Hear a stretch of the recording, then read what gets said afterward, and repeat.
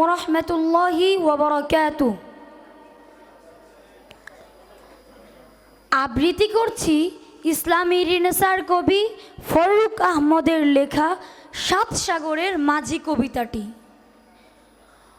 কত যে আধার পর্দা পাড়ায় ভোর হলো জানি না তা, নারঙ্গী বনে কাঁপছে সবুজ পাতা।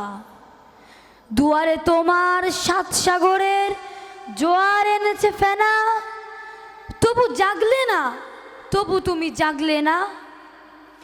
সাত সাগরের মাঝি চেয়ে দেখো দুয়ারে ডাকে জাহাজ, অচল ছবি সে তসবির যেন দাঁড়ায় রয়েছে আজ। হালে পানি নাই পাল্টা রোড়ে নাকো, হে নাবিক তুমি মিনতি আমার রাখো। তুমি উঠে এসো, তুমি উঠে এসো মাঝি মাল্লার দলে, দেখবে তোমার কিস্তি আবার ভেসেছে সাগর জলে। নীল দরিয়ায় যেন সে পূর্ণ চাঁদ, মেঘে তরঙ্গ কেটে কেটে চলে, ভেঙে চলে সব বাঁধ। তবু তুমি জাগো, কখন সকালে ঝরেছে হাসনা হেনা, এখনো তোমার ঘুম ভাঙলো না, তবু তুমি জাগলে না। দুয়ারে সাপের গর্জন শোনো নাকি, কত অসংখ্য ক্ষুদিতের সেথা ভিড়। হে মাঝি তোমার বেশাতি ছড়াও, শোনো নইলে যে সব ভেঙে হবে চৌচির। তুমি দেখছো না এরা চলে কোন আলে আর পিছে পিছে, চলে ক্রমাগত পথ ছেড়ে আরো নিচে। হে মাঝি তোমার সেতারা নেভেনি এ কথা জানো তো তুমি, তোমার চাঁদনি রাতের স্বপ্ন দেখেছে এ মরুভূমি।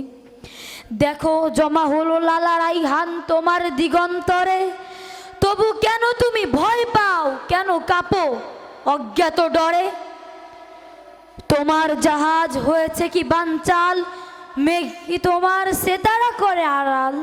তাই কি অচল জাহাজের ভাঙা হাল, তাই কি কাঁপছে সমুদ্র ক্ষুধাতুর, বাতাসে ফাঁপানো তোমার ও ফাঁকা পাল।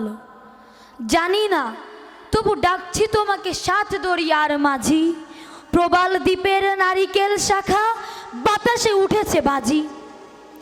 এ ঘুমে তোমার মাঝি মাল্লার ধৈর্য নেই কো আর, সাত সমুদ্র নীল আকাশে তোলে বিষ ফেনবার। এদিকে অচেনা যাত্রী চলেছে আকাশের পথ ধরে, নারঙ্গী বনে কাঁপছে সবুজ পাতা।